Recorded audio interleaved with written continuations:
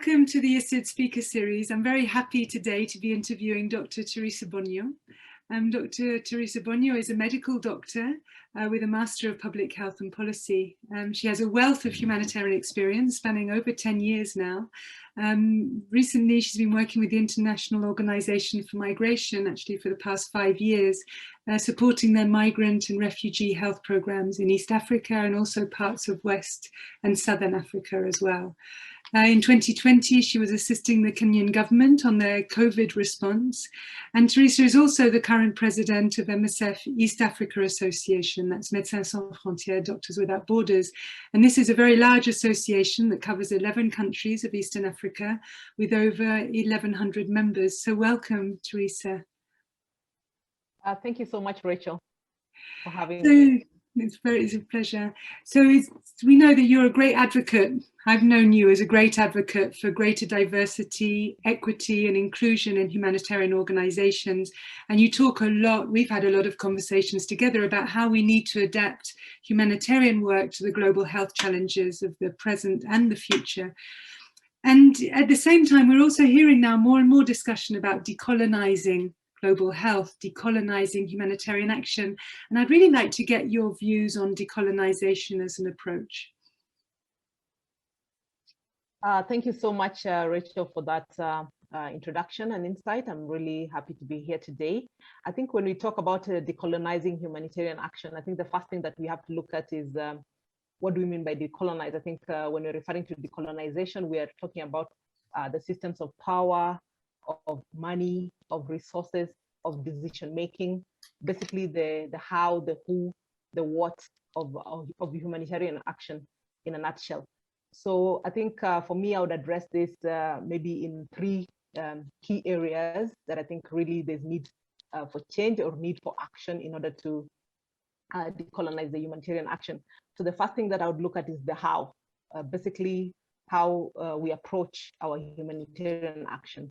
So firstly, we must dismantle the ideology or the notion of the North-South, this North-South rift or paradigm where we saw with COVID-19 that there was a lot of shift, I mean, with the devastation that happened more in the West, seeing even the East coming to the aid of the West. So the traditional notion of, aid is for poor countries only. I think that started to shift with the COVID-19 pandemic. So for me, humanitarianism first starts with humanity, solidarity, and support, rather than looking at it from the aspect of the white savior complex. So just to start from there. And then I think in terms of our approach also, humanitarian organizations need to go back to community-based modeling and approach, sort of the same thing that you're doing with Sea Change Initiative. And I really applaud you for that communities can be agents of their own change. They can be agents of their own solutions to their problems. That we must really work closely as humanitarian organizations with communities. Basically, for example, even when it comes to even how we deliver the projects, that in terms of monitoring of projects, we could give more responsibilities to locally hired human resources that are community-based. Even in terms of things like procurement, that you could outsource some of the procurement to the communities to get some of the goods from the communities. So that's one angle that I think we could look at.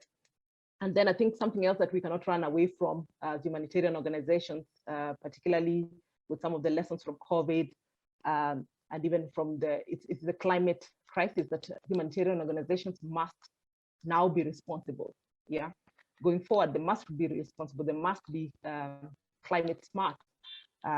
Each humanitarian organization has to look at how it approaches its carbon footprint, for example. We must avoid some of these long-haul logistics that are very common in supply and so forth. We must look at how to even capacitate local manufacturers and not just look at bringing everything from a distance. And I think this is also coupled with innovation and digital space. You saw a lot of that happening with COVID, that a lot of humanitarian organizations are forced to adapt the way we do things. Yeah, whether we look at how we hold meetings, this had to change. Yeah, so with more capacity in the digital space, And even the way we hold meetings, the way we do trainings, a lot of organizations are really forced to adapt. And I think this is quite important. Not only does it save costs and even save the environment, but I also look at it as a way to foster inclusion, because in most humanitarian aid setups, if you look at the opportunities in the sector, they really exclude a lot of people, particularly from the global south, because it involves a lot of logistics and a lot of cost. So I think this is really another element that's important. And then we cannot talk about humanitarian action without talking about the humanitarian workforce. And I think this is one thing that really, the paradigm really needs to shift for humanitarian organizations and our humanitarian action. So traditionally, a lot of the Westerners or whites are the ones that are looked at as experts. And experts here, I mean, with an ER, yeah? So, but the tragedy of this is that you really miss out on the capacities that are brought in by locally hired staff in terms of their intelligence, their local knowledge, the cultural competencies that they could bring into these organizations that would really enrich the humanitarian action. So I think humanitarian organizations must really shift how they build the teams, how they capacitate them, how they give them responsibilities, and how they allow even locally hired staff to make decisions. The last thing that I would mention, Rachel, is that for humanitarian organizations to decolonize, still the structures really have to change. So a lot of them are really Western-based. If you look at very big HQs, very top-heavy, I think it's time that organizations really rethink and restructure, think of creating, even localizing, and even creating more branches that are well-capacitated and well-resourced to be able to do the work, even in different areas where we really have the humanitarian need. And the advantage of localization is that one, if you look at, even we saw this with COVID, in areas that there are issues of security, of access, and so forth, there's really a big advantage of having this local entities. And the other thing also is that when we localize, basically we deliver the humanitarian response in a more efficient and effective manner. Because the other thing that we fail to realize is that in terms of even something like agility, if you have a local entity of the organization closer, then you're able to be more agile in emergency situations. And these are just some examples. And just to say that restructuring of organization has to also come with how the aid is delivered. So the financial aid, how it's delivered, it should not, a lot of the financial aid currently is coming with a lot of bureaucracy, a lot of steps that are really excluding. But I think these local entities also need to be looked at as partners, more as partners, working together, rather than just as proxies or intermediaries or just some entities to deliver service. Yeah, so that's what I would say in a nutshell in terms of decolonizing. Yeah. Thanks for that, Teresa. I think that really gives a practical, sort of from the why and the how and the what we actually need to do. That's really valuable. Do you see that happening? Has COVID given you any optimism that we can really make that change? These are deep changes. There's resistance to this kind of change. You mentioned at the beginning that the shifting of power and allowing that power to shift is going to be at the heart of this. How optimistic are you that we can take advantage of this COVID crisis, this global pandemic, to make those changes? Thanks a lot, Rachel, for that question. I think I see this happening. I think in the past, like maybe 5-10 years, this was more like a pipe dream. But with the recent happenings, I think, as I said, a lot of organizations were forced to adapt, and to adapt within a very short time. And the fact that they were able to adapt fast to ensure that the activities were still going on and not completely disrupted shows us that we have the capacity to change. Yeah. So I really feel that with COVID, number one, the one big thing that it has really ignited across the globe is the discussions, because I think some of these topics were really taboo topics. People did not want to talk. We just wanted to talk about the benevolence of humanitarian action, but we didn't want to talk about power issues. We didn't want to talk about how to treat people better.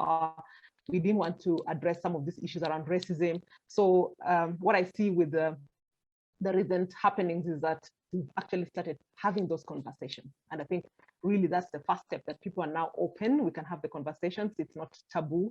And then with those kind of reflections, then we start to look at how do we make things better. I think for me, like in the past 1 year or so with the happenings, I've been invited to so many forums where, you know, they need a different kind of voice. But that was not the case before, because right now people want to genuinely hear those voices. And I think that's the first step. And then the next one, of course, as I said, some of the crises ongoing in the world will force humanitarians to adapt, because one is the climate crisis, as I mentioned, the epidemics like COVID, and of course there'll be more in the future. We can't guarantee that there won't be. So we either adapt or we die. That's what I would say. Yeah. Thank you, Teresa. I'm so happy to know that you're there fighting this corner, making these changes, using your position inside MSF to help MSF, that I know has a lot of will to make these changes, but really needs these voices from people like you standing up and really making it clear and showing us a new way forward. So thank you so much for taking the time to talk to us today. It's been really, it's always inspiring to talk to you. I'm glad to be able to share your thoughts with a wider audience. And to the audience, please do tune in to the ISID Speaker Series for the rest of the semester. We'll be having more important conversations with development experts like Dr. Teresa Bonyo. So again, Teresa, thank you so much. Thanks, Rachel.